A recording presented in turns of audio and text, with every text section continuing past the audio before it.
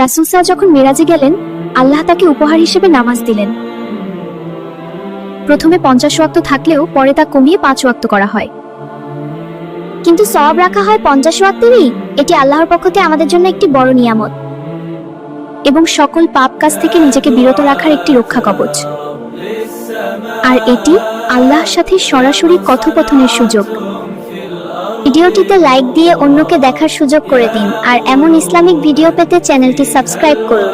রাসূল সাল্লাল্লাহু যখন মেরাজে গেলেন, আল্লাহ তাকে উপহার হিসেবে নামাজ দিলেন। প্রথমে 50 ওয়াক্ত থাকলেও পরে তা কমিয়ে 5 ওয়াক্ত করা হয়। কিন্তু সওয়াব রাখা হয় 50 ওয়াক্তেরই।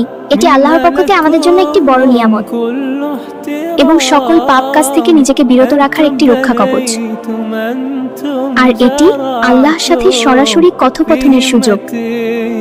ভিডিওটিতে লাইক দিয়ে অন্যকে দেখার সুযোগ করে দিন, আর এমন ইসলামিক ভিডিও পেতে চ্যানেলটি সাবস্ক্রাইব করুন।